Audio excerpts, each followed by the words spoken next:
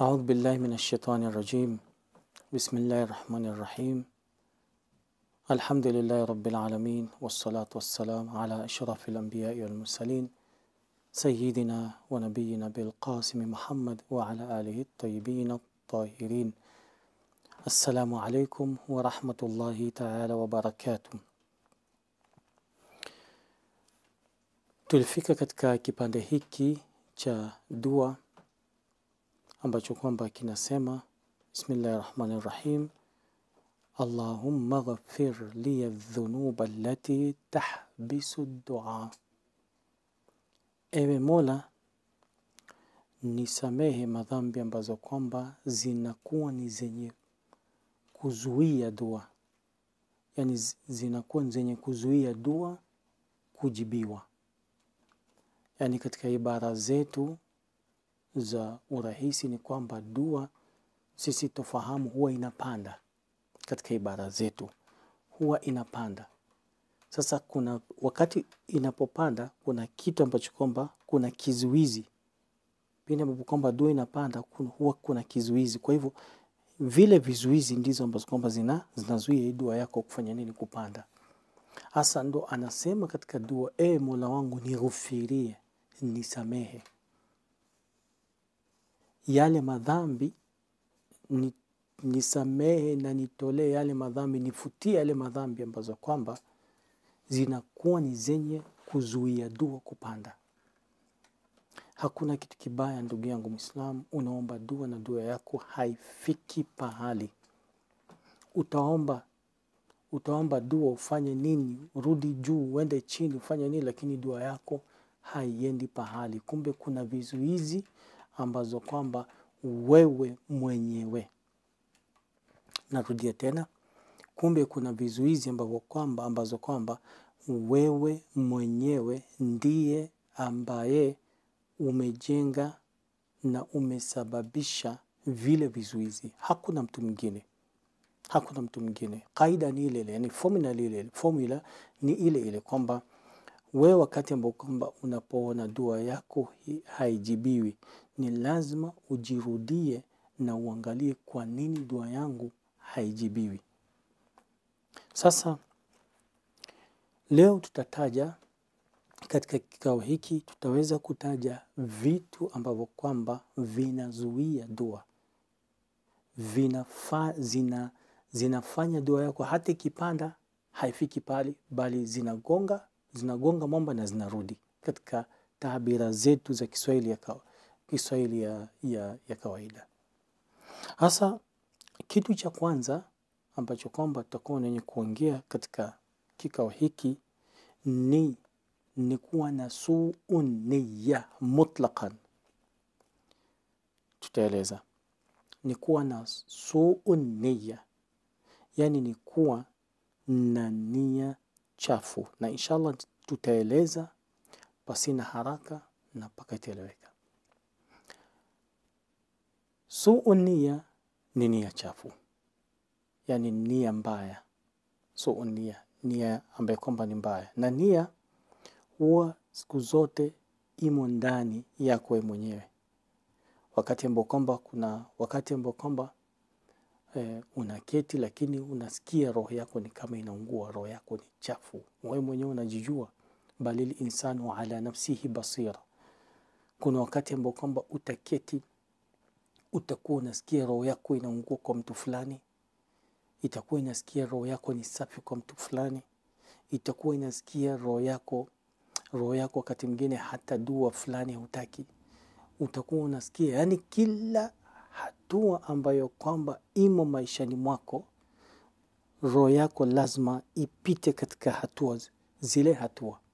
Na wakati ambao kwamba roho yako itapita, moyo wako lazima, au roho yako itakuwa ina react kwa vile vitu. Unapenda kile, unachukia. Kwa hivyo ndo roho yetu vile ilivyo. Hasa au katika ibara nyingine nafsi zetu vile zilivyo. Sasa wakati ambao kwamba nafsi zetu zinakuwa ni chafu, huwa haribu kila kitu. Huwa inaharibu kila kitu, maana ni kama chuma ambayo kwamba iko na kutu. Ndio kuna ile hadithi ambayo kwamba inasema hakika mioyo huwa zinafanya nini? La tasda, huwa zinakuwa kama vile zimebeba kutu. Lakini dawa yake ni dhikrullah, ni kumtaja Mwenyezi Mungu, ndo ziwe zinasafishika. Unasafisha mpaka inabaki nyeupe. Sasa miongoni mwa vitu ambavyo kwamba inakuwa ni yenye kuchafua dua yako na kuzuia dua yako kufika kwa Allah subhanahu wa ta'ala ni uchafu wa moyo wako na nafsi yako. Moyo wako kadiri utakavyobeba uchafu, nafsi yako kadiri itakavyobeba uchafu, inakuwa na uchafu, basi hata ile dua ufanye nini haiwezi jibiwa. Maana sasa utakuwa unamchukia yule, utakuwa hampendi yule, yani roho yako itakuwa inaenda tu kichafu, hata tabia yako itakuwa inaenda tu kichafu yani kila kitu yako tu itakuwa ni chafu tu. Wewe mwenyewe jiangalie na jipime sana. Ikiwa roho yako ni chafu, utakuwa na behavior 1, 2, 3. Lakini kwa roho yako ni safi, utakuwa na tabia 1, 2, 3. Mwenendo wako utakuwa ni 1, 2, 3. Jaribu sana kujiweka katika mizani. Wewe mwenyewe ndiye ambaye kwamba unajua nafsi yako. Wewe mwenyewe ndiye ambaye kwamba unaweza isafisha nafsi yako. Wewe mwenyewe ndiye ambaye kwamba unaweza ichafua nafsi yako. Ni kama vile kuna neno inasema kwamba wanasema kwamba wewe ndo dawa ya daika na wewe ndo da ya dawaik. Na wewe ndo da, yani wewe ndo da ya dawaik. Yani wanasema kwamba wewe unaweza kuwa ni dawa ya daik ya ugonjwa wako. Wewe mwenyewe ndiye ambaye kwamba unaweza kuwa ni daktari wa ile ugonjwa wako. Ikiwa nafsi yako ni chafu, wewe ndiye ambaye kwamba unaweza angalia jinsi ya kuisafisha moyo wako. Ingawaje kikao hiki si nukta hiyo. Nukta ni kwamba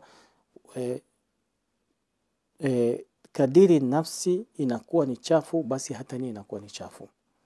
Sasa ya kwanza kabisa, kitu cha kwanza ambacho kwamba kinazuia dua ni nini? Ni su'un niyya. Tuangalie katika hadithi inasema kwamba hakika nia ya muumini, inna niyyatal mu'mini, hakika nia ya mu'min khairun min amali. Yani nia ni bora kuliko amali yake. Kwa ajili amali huwa inakuja baada ya nia. Sasa anasema inna niyyatal mu'mini khairun min amali. Nia ambayo kwamba huwa inakuja kabla ya amali ni bora kuliko amali. Kwa ajili kwanza anatia nia kisha ndo anafanya. Bila nia hawezi fanya. Lakini anasema wa niyatul kafiri, na nia ya kafir ambayo kwamba ni machafu na maovu na nini, sharru min amali, ni shari kuliko amali yake. Kwa ajili nia yake huwa ni chafu na kitu ambacho kwamba iko katika nafsi yake ni chafu zaidi kuliko kitu ambacho kwamba anachokidhamiria kufanya. Na hii nafikiri itatajia zaidi kuelezea. Tuombe Mwenyezi Mungu Subhanahu wa Ta'ala atutakabalie dua zetu. Tuombe Mwenyezi Mungu Subhanahu wa Ta'ala ajaribu kutuweka karibu naye ili tutakapoomba dua yetu inakuwa yenye kujibiwa. Wassalamu alaikum wa rahmatullahi ta'ala wa barakatuh.